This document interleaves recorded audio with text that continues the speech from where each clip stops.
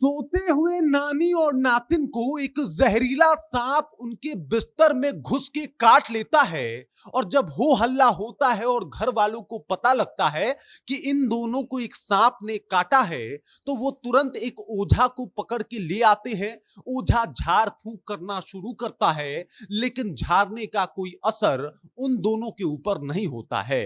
वो दोनों तड़पना शुरू करती हैं और अंततोगत्वा क्या होता है, इसका परिणाम कैसा रहता है, सब कुछ आपको विस्तार पूर्वक बताएंगे। लेकिन उससे पहले मेरा परिचय जान लीजिए। मेरा नाम है रजत और आप जनता जंक्शन देख रहे हैं। आमतौर पे सांप का नाम सुन के सहमने वाले लोग सांप को लेके ज्यादा जागरूक नहीं होते, और परिणाम यह है कि आज भारत में सांप की वजह से हर साल 1.5 लाख लोग अपनी जान गंवा देते हैं, क्योंकि जागरूकता की कमी है। उन्हें पता नहीं है कि जब सांप काट ले तो उनको करना क्या होता है, और इसी का परिणाम है कि वो दुनिया छोड़ के चले जाते हैं। उनको कोई बचा नहीं पाता, क्योंकि जब आपके बॉडी में जहर जाएगा तो कोई झाड़ फूंक आपके काम नहीं आएगा। और ऐसा ही मामला देखने को मिलता है पूर्णिया के गणेशपुर पंचायत में, जहां पे सो रहे नातिन और नानी को चुपके से उनके बेड में घुस के एक जहरीला सांप, आमतौर पे सोते हुए जो सांप काटता है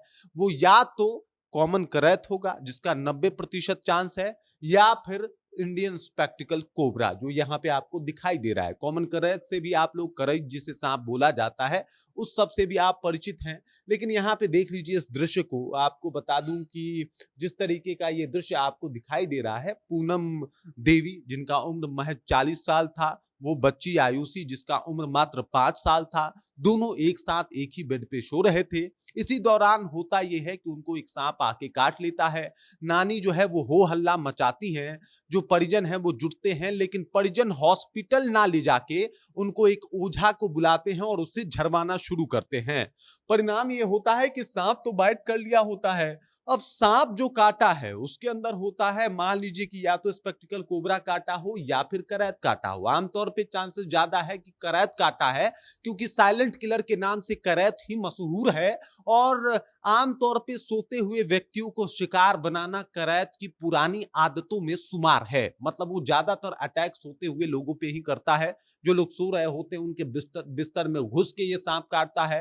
तो ऐसे में सतर्कता बहुत ज्यादा बरतनी पड़ती है। और चूंकि अभी बरसात का मौसम है, तो सांप जंगल झाड़ बिल से बाहर निकल के रिहायशी इलाकों में घुस रहे हैं, साथ ही साथ लोगों के घरों में घुस रहे हैं। और ऐसे में आपको अलर्ट रहना बहुत ज्यादा जरूरी है। ये सांप काट लिया, झाड़ फूंक शुरू हुआ, रात को सांप काटा था, झाड़ फूंक करते करते सुबह हो गया, और उसके बाद ये दोनों तड़पना शुरू करते हैं। लेकिन अफसोस की बात यह है तब तक बहुत देर हो चुकी थी, और इस वजह से नातिन और नानी दोनों वहीं पे ढेर हो गए। एक बार फिर से एक लापरवाही की वजह से इन दोनों की जान चली गई। अगर उसी वक्त ये लोग हॉस्पिटल ले जाते तो 100%, क्योंकि जितना गैप देख लीजिए, रात को 12 बजे सांप काटता है, सुबह हो गया था 5, इतना टाइम आपको मिला। इतना टाइम में एकदम डिट्टो है, 100% दावा है कि सबकटी का जो है इलाज आराम से हो जाता। अगर एंटी वेनम लगाया जाता तो वो लोग दोनों आज जिंदा होते।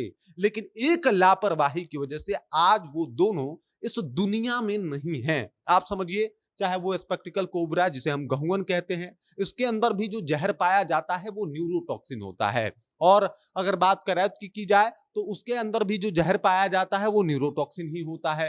तो अगर करैत की बात की जाए तो कोबरा से ज्यादा, 5 टाइम ज्यादा जहरीला करैत होता है।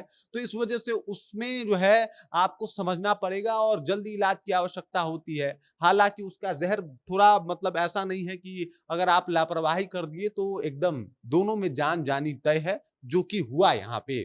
और आप देख लीजिए, अगर मान लीजिए कोई सांप बाइट किया तो उसका जहर, उसका जो टिथ होता है वो खोखला होता है। जहर आपके बॉडी के अंदर इंजेक्ट किया, कौन सा झाड़ फूंक फूंक जो है आपके ब्लड से वो जहर निकाल देगा? कोई दुनिया का झाड़ फूंक ऐसा नहीं है। अगर कोई इसकी बातें भी कर रहा है तो समझ जाइए वो अंधविश्वास फैला रहा है, और उसकी बातों को नहीं मानना है। ऐसे मामले में आपको हॉस्पिटल जाना है। लेकिन यहाँ पे एक देख लीजिए लापरवाही, और ये दोनों नानी और नातिन दोनों इस दुनिया को छोड़ के जा चुके हैं।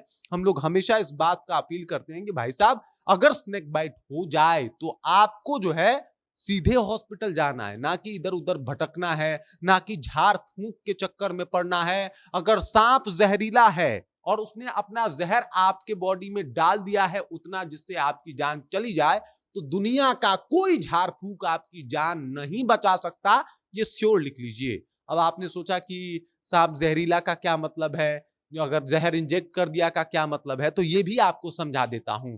हमारे यहाँ लगभग जो है पूरे दुनिया की बात की जाए तो 3000 सांपों की प्रजाति पाई जाती है। उनमें से 500 सांपों की प्रजातियां जो होती हैं वो जहरीली होती हैं। 250 सांपों की प्रजातियां इतनी जहरीली होती हैं कि वो काट ले तो इंसान दुनिया को छोड़ के चला जाए। और ऐसे में 250 में से जैसे स्पेक्टिकल कोबरा यानी गहुवन हो गया, करैत हो गया, तो गहुवन कभी कभी फॉल्स बाइट भी करता है, मतलब फॉल्स बाइट करा, काटा लेकिन जहर इंजेक्ट नहीं किया, वैसे टाइम में भी आप बच जाइएगा। या दूसरे कंडीशन में होता है कि काटा और जहर कम इंजेक्ट किया, वैसे टाइम में भी आप बच जाइएगा और झाड़ फूक वाला कहेगा कि हम झाड़ फूक से बचा लिए। या फिर अगर मान लीजिए कि कोई जहरीला सांप काटे ही ना और आप झाड़ फूक करवाएं तो आप बच जाएं। लेकिन अगर मान लीजिए गहुवन काटा और 10 मिलीग्राम आपके अंदर जहर इंजेक्ट कर दिया, तो फिर बिना इलाज के आपको बचाना पॉसिबल ही नहीं है। दूसरा सांप करैत, अगर वो 2.5 ग्राम भी जहर आपके अंदर बॉडी में इंजेक्ट कर दिया तो भी आपको दुनिया का कोई झाड़ फूक नहीं बचा सकता। और ये बात जितना जल्दी समझ जाएंगे, ये जो आंकड़े हैं, जो 1.5 लाख, ये एक बहुत बड़ा आंकड़ा होता है। 1.5 लाख आबादी हर साल अगर सांपों से इस दुनिया को छोड़ के जा रही है, तो कहीं ना कहीं अभी भी अज्ञानता की कमी है। और ऐसे में लोगों तक ये जानकारी पहुंचनी चाहिए कि स्नेक बाइट के ऊपर कोई भी झाड़ फूक, कोई भी आडंबर, कोई भी ढोंग, कोई भी ओझा गुनी के चक्कर में फंसने की कोई आवश्यकता नहीं है।